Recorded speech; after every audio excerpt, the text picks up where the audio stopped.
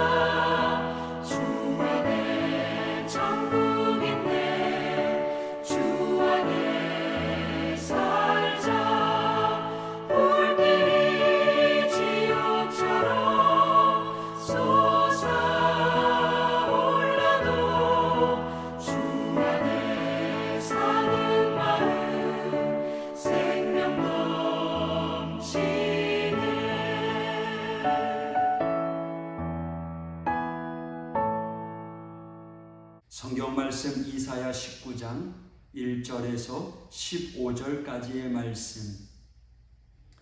애굽에 관한 경고라. 보라, 여호와께서 빠른 구름을 타고 애굽에 임하시리니 애굽의 우상들이 그 앞에서 떨겠고 애굽인의 마음이 그 속에서 누구리로다.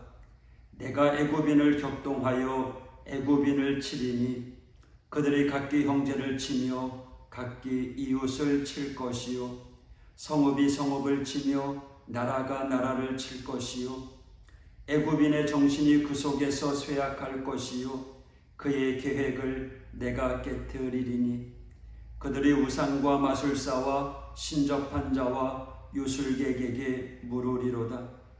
내가 애굽인을 잔인한 주인의 손에 붙이리니 포악한 왕이 그들을 다스리리라. 주 만군의 여호와의 말씀이니라.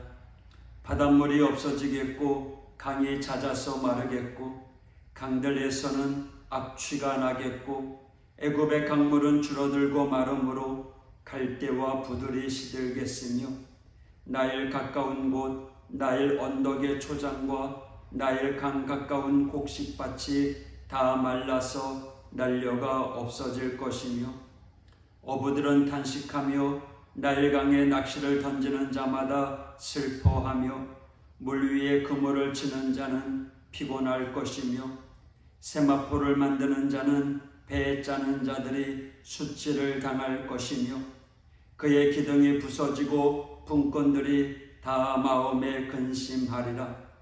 소환의 방백은 어리석었고 바로의 가장 지혜로운 모사의 책략은 우둔하여졌으니 너희가 어떻게 바로에게 이르기를 나는 지혜로운 자들의 자손이라 나는 옛 왕들의 후예라 할 수 있으랴. 너희 지혜로운 자가 어디 있느냐? 그들의 만군의 여호와께서 애굽에 대하여 정하신 뜻을 알 것이요 곧 네게 말할 것이니라. 소안의 방백들은 어리석었고 노베 방복들은 미혹되었도다. 그들은 애굽 종족들의 모퉁이 도리건을 애굽을 그릇 가게 하였도다. 여호와께서 그 가운데 어지러운 마음을 섞으셨으므로 그들의 애굽을 매사에 잘못 가게 함이 취한 자가 토하면서 비틀거림 같게 하였으니 애굽에서 머리나 꼬리며 종려나무까지나 갈 데가 아무 할 일이 없으리라. 아멘. 1절 애굽에 관한 경고라. 보라, 여호와께서 빠른 구름을 타고 애굽에 임하시리니 애굽의 우상들이 그 앞에서 떨겠고 애굽인의 마음이 그 속에서 녹으리로다. 1절에서 4절은 애굽이 처한 영적인 상태를 말씀하고 있습니다. 하나님께서 아수르를 통한 심판의 물결이 급하게 임하게 될 때 그들이 섬기는 우상들이 대적 앞에서 떨게 될 것이라는 것은 그들이 섬기는 우상을 조롱하는 비유의 말씀이기도 합니다. 2절 내가 애굽인을 격동하여 애굽인을 치리니 그들이 각기 형제를 치며 각기 이웃을 칠 것이요. 당시 애굽에서는 내전이 일어났는데 이것이 빌미가 되어 결국 포악한 왕인 아수르의 에살핫돈에게 점령을 당해 19년간 통치를 당하게 됩니다. 3절 그들이 우상과 마술사와 신접한 자와 요술객에게 물으리로다. 당시 애굽의 영적 상태를 적나라하게 보여주는 말씀입니다.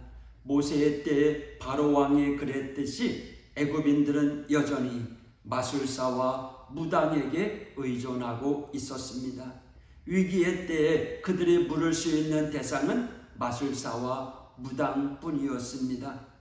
위기의 문제가 아니라 위기의 때에 기댈 곳이 없다는 것이 비극입니다. 우크라이나가 기댈 곳이 없었다면 벌써 러시아에게 점령당하고 말았을 것입니다. 많은 나라들이 동맹을 맺고 연합에 가입하는 이유는 위기의 때에 기댈 곳을 찾기 위해서입니다. 그러므로 동맹을 잘 맺어야 합니다. 그렇지 않으면 남유다가 애굽과 동맹을 맺고 바벨론에 대항했다가 처참한 최후를 맞이한 것과 같은 꼴을 당하게 되는 것입니다. 사랑하는 성도 여러분, 저와 여러분의 영적인 동맹을 맺은 자들이 누구입니까? 오직 예수 그리스도로 말미암아 맺은 동맹만이 진정한 이웃이 될 수 있습니다. 이때 이 애굽에서의 경제적인 파산은 나일강의 범람이 멈추었던 장기간의 가뭄에 의한 것이었습니다. 나일강은 애굽 경제의 기반이었습니다. 나일강 하구에는 비옥한 삼각주가 형성되어 풍부한 물고기와 농사에 사용될 기름진 흙과 물을 제공했습니다. 그런데 그 나일강이 말라버렸어요. 물고기들이 썩는 악취가 나고 나일 강변의 갈대와 모든 농작물들이 시들어 없어질 것이라는 겁니다. 그러므로 나일강에서 고기를 잡아 생계를 유지하던 사람들과 풀로 실을 삼아 배를 짜던 자들이 낙심하게 될 것이라는 겁니다. 이러한 사람들은 당연하게 여겼던 것을 잃어버리고 나서야 비로소 그것에 대한 소중함을 깨닫습니다. 이처럼 사람들은 자신이 누렸던 것에 대한 소중함을 뒤늦게나마 깨닫기도 하지만 문제는 그것을 주신 분이 하나님이라는 사실을 여전히 인정하지 않는 데 있습니다. 이것은 인간의 어리석음이며 불신의 결과입니다. 11절 소안의 방백은 어리석었고 소안은 애굽의 수도였습니다. 그러므로 소안의 방백이라는 것은 애굽의 지도자들을 일컫는 것입니다. 그들은 자신들이 가장 지혜롭다라고 생각했습니다. 아마도 그들이 이룩한 문명의 발자취를 바라보며 그러한 환상에 젖어 있을 수 있었을 것입니다. 하지만 하나님은 그들에게 엄중히 묻습니다. 12절 너희 지혜로운 자들이 어디 있느냐? 만일 지혜로운 자가 있다면 전능하신 하나님의 계획을 말해보게 하라.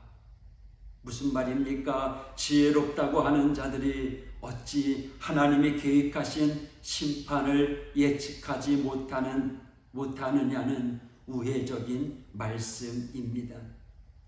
요셉이 애굽의 종으로 있을 때 그들이 자랑하던 모든 점술가들 또 지혜 있다 하는 자들이 바로 왕의 꿈을 해석하지 못하고 있었습니다.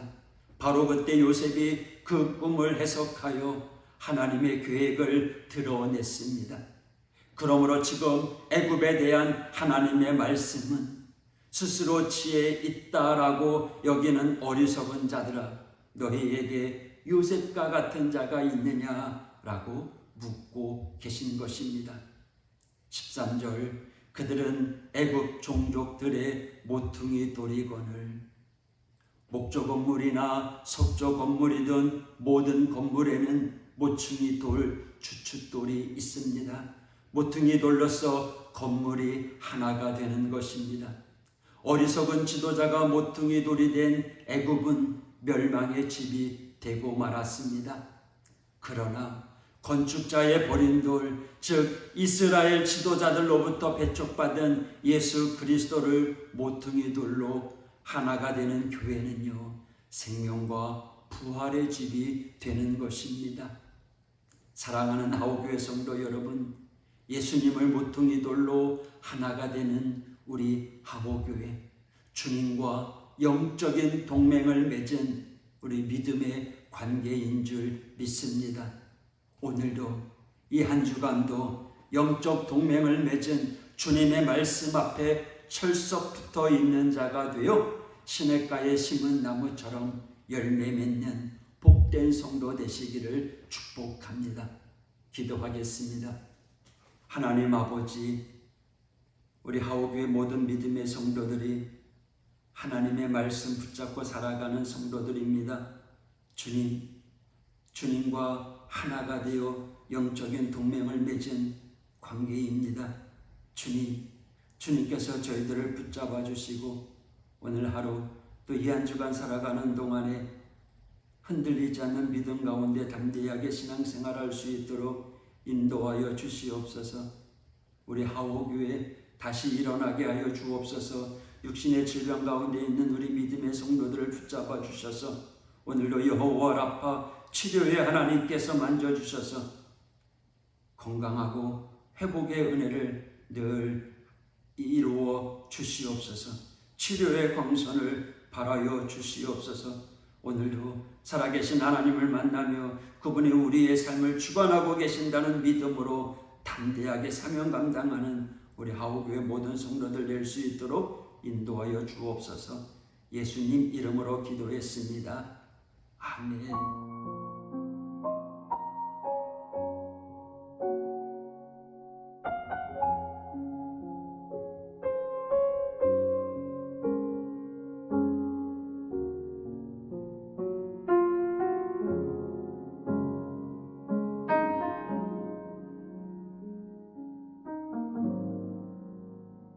내 주의 보혈은 저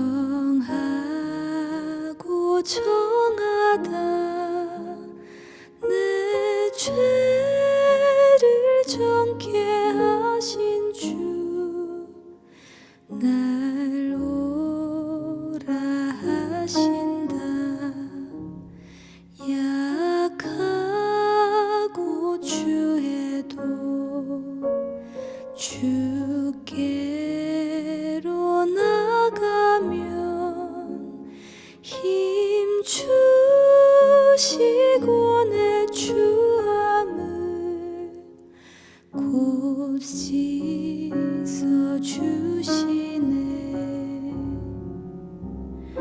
내가 주께로 지금 가오니 십자가의 보혈로 날 씻어주소서.